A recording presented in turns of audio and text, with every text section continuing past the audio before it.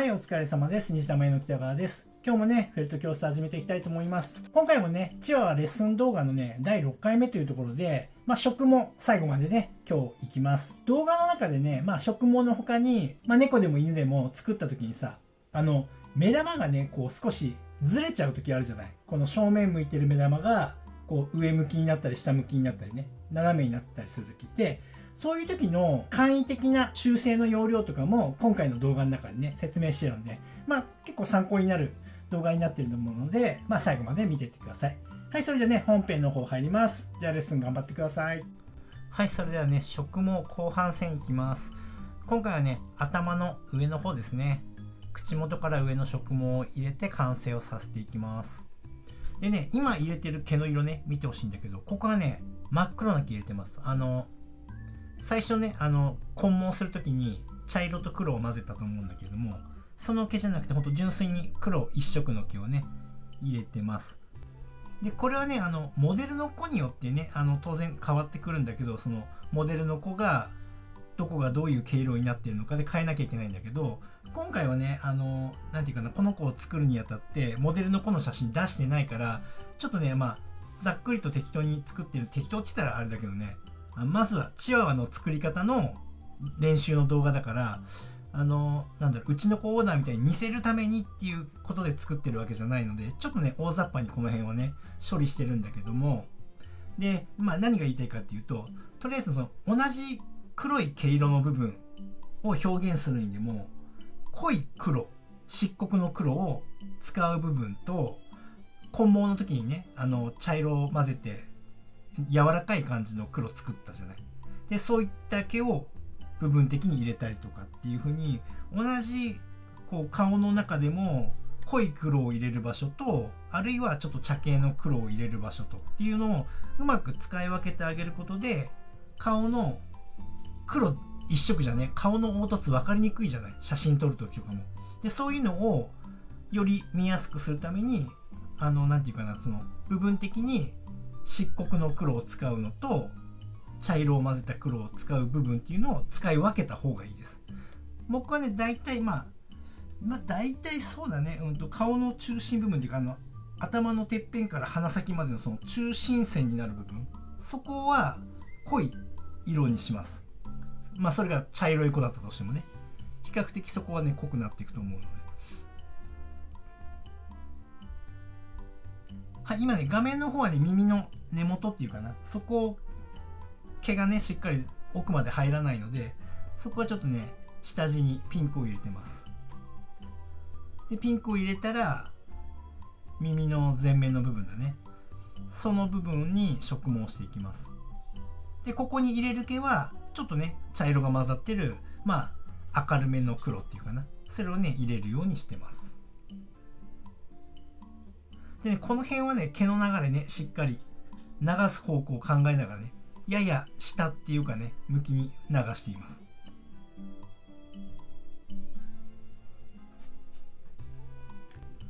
で、今回作ってるのはね、ロングコートチワワだから、この植毛の顔のね、顔面の植毛方法なんだけど、今見てわかるようにね、この貼り付けてる部分が5ミリぐらいを貼り付けてるんだけれども、そして折り返して、で、根元しっかり毛の流れ出してやって刺してから、少しね、毛を寝かせてやるイメージね。こんな感じで植えて少し軽くカットして、で、毛の流れ作りながら少しずつ進めてください。はい、こんな感じでね、作業の方 2.5 倍速で流していくので見ていってください。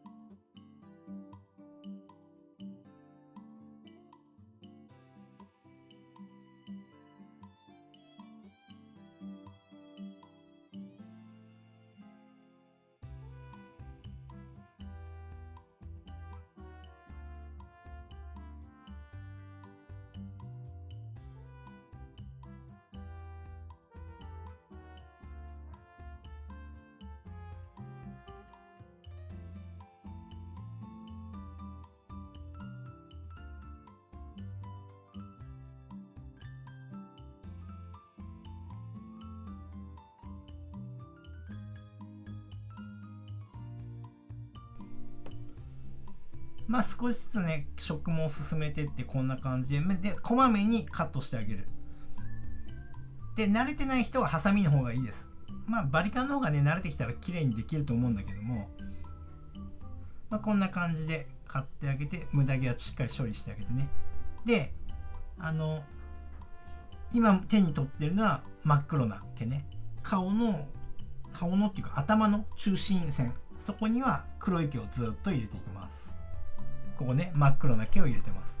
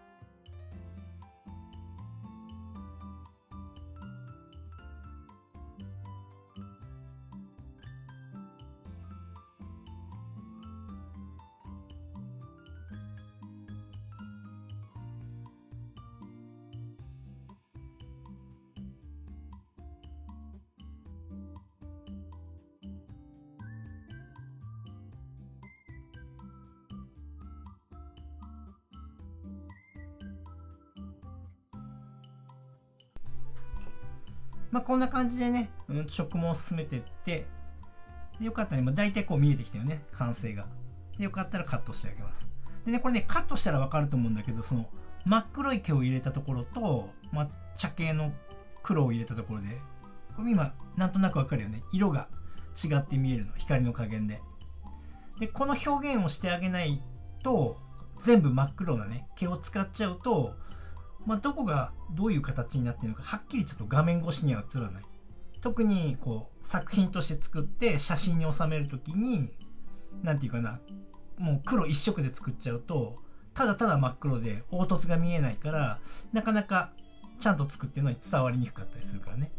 で特にうちの子オーダーだったらなおさらだよね。しっかり見せてあげたいのに正しく伝わらないことが起きちゃうんで、それをね防ぐためにも、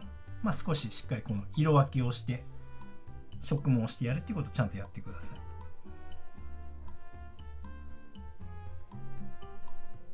でこのねもう目の付近とかはねもうとにかく細かくもう時間かけてやるしかないかな、慣れてないうちはね。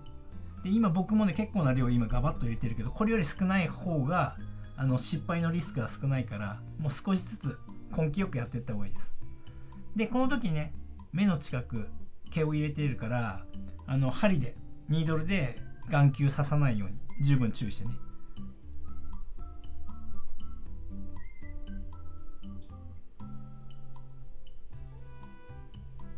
でモデルのこのなんていうかな、そのトリミングの仕方によっては顔のね毛の長さもいろいろ違うじゃない。あえてこのほっぺた付近長くしてる子だっているし、カットしてる子もいるし、だからそのモデルの子がどういう毛の長さっていうかね、トリミングしてどういうカットになってるかっていうのも真似してねカットしてあげなきゃいけないから、とにかくモデルの子の写真をよく見ながら、作るっていうことが当然大事になってくるからね。で今ねこの入れてるとこさ、途中でこう模様っていうかな毛色が変わるじゃない。でこの辺なんてこの目元ね、目の横とか模様の入り方とか角度とかで、こういったところはやっぱりね細かくやってあげないと模様の入り方っていうかな、そこがずれちゃうから、でずれないためにはやっぱりその、細かく丁寧にやるしかなくて、今これはねかなり大雑把にやってるけど、もしうちの子オーダーの作品だったらもっと丁寧にやってます。これはね、そこはちょっと勘違いしないでほしいんだけど。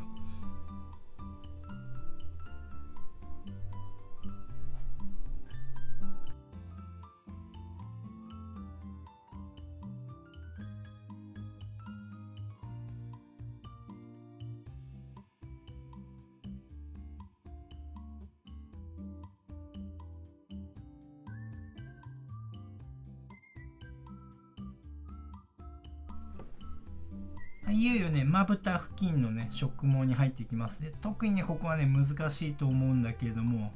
ほんと、針先使って細かく作業していく。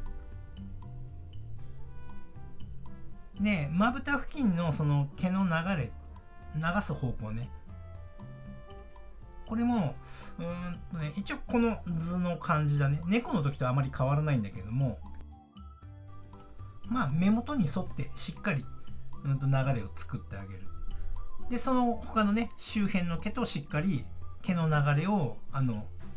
合流させてやるっていうかな。極端にね、目元だけが違う方向を向いてるんじゃなくて、しっかりと他の毛の流れともなじませてやるっていうことでしっかりやってください。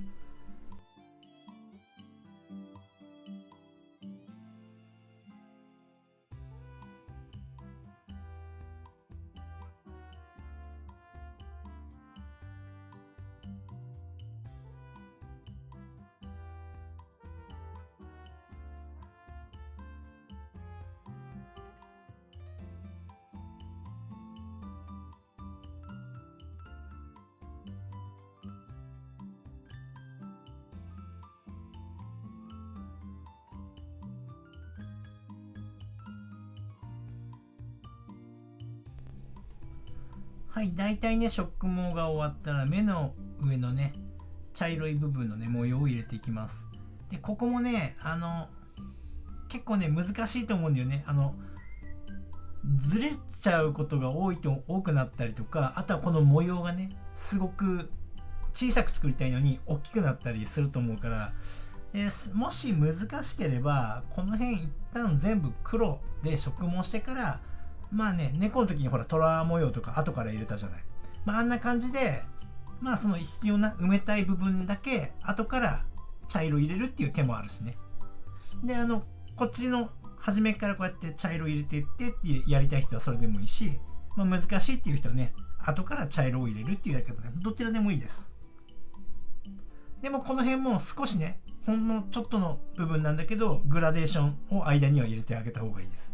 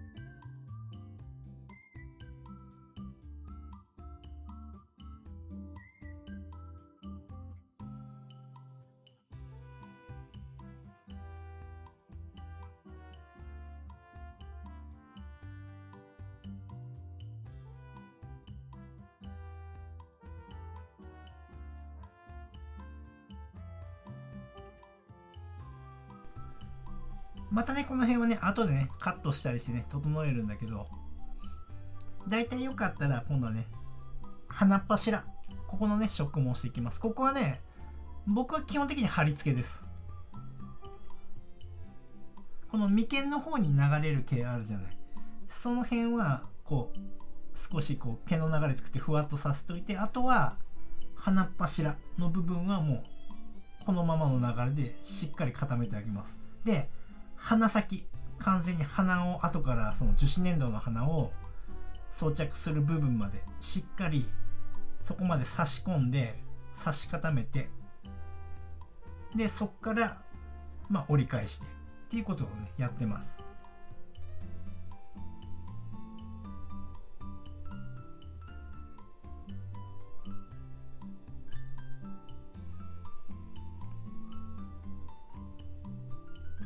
こんな感じでね折り返して、でまた上から毛の中でね一応ね作りながらねしっかりと差し固めるというか貼り付けるというかねしっかりあれします。で余分な毛を少しカットしてあげる。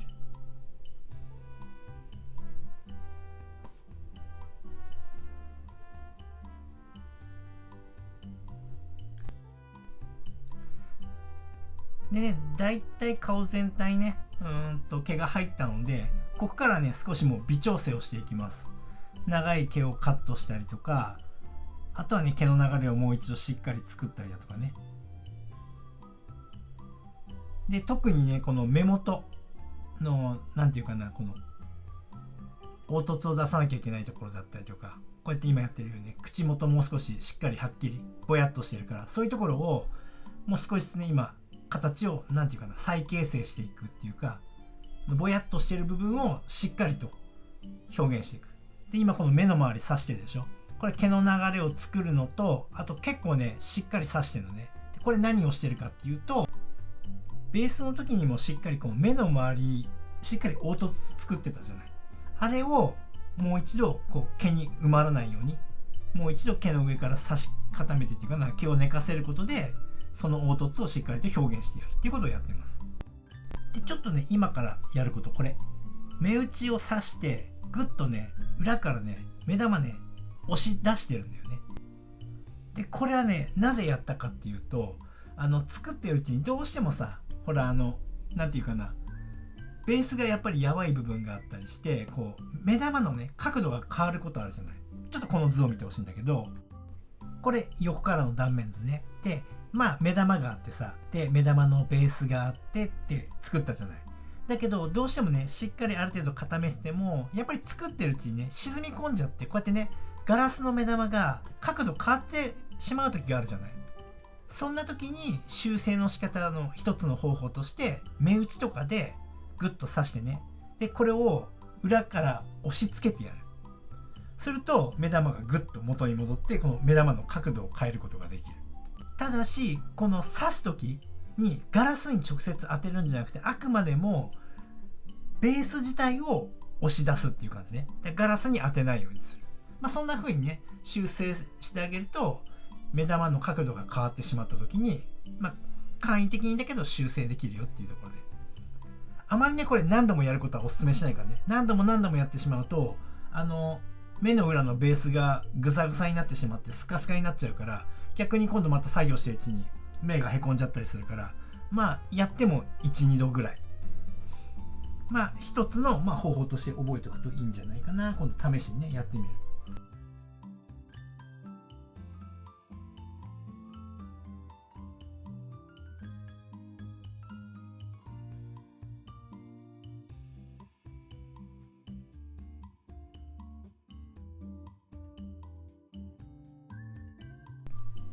はい、こんな感じでねだいたい顔が整ったら、次アイラインっていうかな、目のね縁のね表現を、ね、しっかりしていきます。で今手元で作ってる色はねピンクとグラデーションの時に使う黒、白に近い黒をね混ぜ合わせたものをね使ってます。あまりピンクのねしたやつを入れちゃうと不自然になっちゃうから、ちょっと自然な色をね入れるようにしてます。でそれを、目の縁にしっかりとね差し固めてる。アイラインっていうよりもその目の縁のなんていうかな、その肉付きの表現っていうかな、なので少しね太めではないんだけれども、アイラインを入れるよりは太めで、目とまぶたの間に入れるんじゃなくて、まぶたの上にかぶせていくような感じで作ってます。で今回はねこうやって羊毛でやってるんだけど、本当にすごいリアルに作ろうと思ったら、この辺もね樹脂ペーストとか使ってさ、で上から塗ってあげてコーティングしてあげてってやると、例えば犬の唇とかさ、ああいうとこも、あと目のね今作ってる部分とかさ、そういう部分はまた違う素材使った方がよりリアルになるんだけど、両方やってね、こういう風に目の縁を入れてあげるとちょっとねまた違った表情になります。はい、ここからね鼻を入れていくんだけども、ちょっとね鼻の作り方ね動画撮るの忘れたからねちょっとはしょってるけど、粘土でね鼻作ってみてください。そんな難しい話じゃないんで。で鼻をつけるとき、僕は粘土で作った分ある程度ね少しそのマズルに埋め込みたいので、少しね刺して固めてからこういう風に鼻をつけるようにしてます、ボンドで。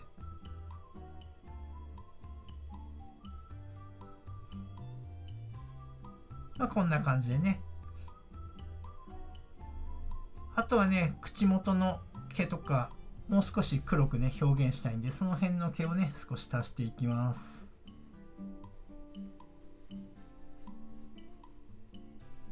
ここもね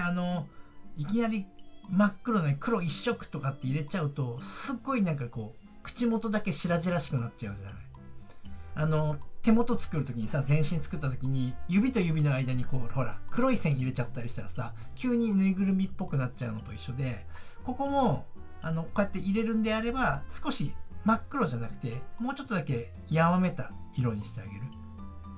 白とかピンクを少し混ぜたような、これねちょっとピンクも白も混ぜてる色を入れてんだけどね、して口角の方までしっかりと入れてあげる。結構ね口元の口角の上がってる下がってるでね表情全然変わるので、この辺結構大事なんでしっかり入れてあげ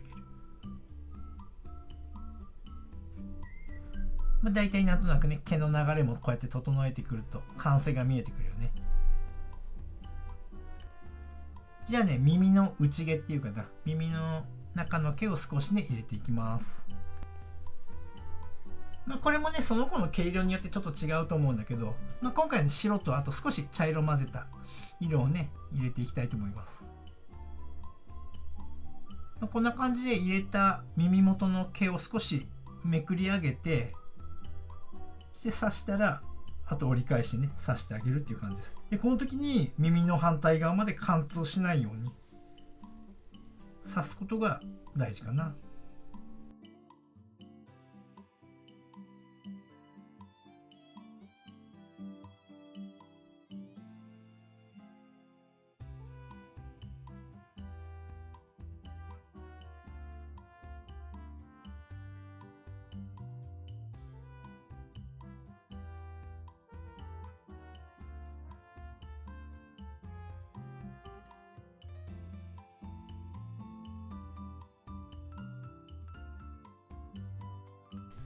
はい、耳の毛を入れてね、あとよかったらねもう一度毛の流れをしっかりと作ってあげる。でブラシで軽く溶いてあげてね、ふわふわの感じね。今回はねロングコートチワワなので毛の長さを使ってしっかり毛の流れを表現してあげてね、それだけね作品の仕上がりとしてはねかなりねこう毛の流れすごい大事だからね。はい、こんな感じでね、ストレートの毛の子だったら、これで完成でいいんじゃないかな。でね、今回の作業はここまでにするんだけど、これね今ストレートだよね毛はね。で中にはさロングコートの子、毛縮れてる子いるじゃん、ちょっとカールしてる子ね。で次回はねそんなカールの入れ方をやります。はい、レッスンお疲れ様でした。そんなわけでね今回はね色も全部終わりました。でね次回はねもう少しねこう仕上げの部分をやっていくんだけども、でちょっとね動画の中にもあった目玉がずれてる時のこの補修の仕方、ちょっとね補足をしておくと、目打ちなんかを使ってこうやってね斜めになったのを刺してね動かしてやるって説明したんだけど、あの時にこう刺す場所ね、刺すポイントは上の方を前に出したいんだったらこの辺上刺せばいいし、下の方が動かしたいんだったら下から刺せばいいし、ただし刺すポイントとしてはだよ、この目玉に近いところを刺すんじゃなくて、少しこのなんていうかな、この頬骨のこのラインあるでしょ、これぐらいのところとかを狙ってこうやって刺してあげてね、こうやって刺してあげてグッと煽ってね、目打ちをグッと煽ってこの眼球自体が動くように。で眼球自体をこれで押し付けてるんじゃなくて、眼球を動かすのではなくて、あくまでも眼球の裏側にあるそのベース、それをグッと動かして目玉の角度を変えてやるっていうことをやってます。でこれでもずれない、直しきれないっていう時はもうね目玉を外して眼底部分をしっかりねもう一度肉盛りして平らにして目玉を入れ直すっていう作業になります。であんまりねこれを何度も何度も刺してやるっていうことは、当然ここを刺して煽ってるわけだから、この刺してるとこがね中身が空洞ができるようになっちゃうから、するともう弱くなっちゃうからね、最悪そういう時はもうこうまた毛を足して補強してやるとかするんだけど、そこまでやっちゃうとねもう顔崩れちゃうから、あんまりやらない方がいいです。はい、そんなところでね、ちょっとしたね修正のやり方なんてね覚えておくと結構自分のね技術の引き出しも増えるんでね、そんなこともねいろいろ試しながらねやってみるといいんじゃないかなと思います。はい、今日はねここまでです。はい、最後までご覧いただきありがとうございました。ご覧いただきありがとうございます。このチャンネルは羊毛フェルト作家を仕事にして生計を立てている僕が、フェルト作家を目指している人やもっとスキルアップしたい人、そんな人に向けてリアルな作品の作り方だけではなく、誰も教えてくれない作家になるために必要な考え方、そういったことを発信しているチャンネルです。ぜひね、自分のスキルアップのためにチャンネル登録して活用してください。あと、公式 LINE もやっています。この公式 LINE に登録してくれた方にだけ、僕がやるオンラインレッスンなどの案内が届きます。僕から学んでみたいと思う方は、ぜひね、LINE 登録をお願いします。概要欄にリンクが貼ってあります。そこから登録してください。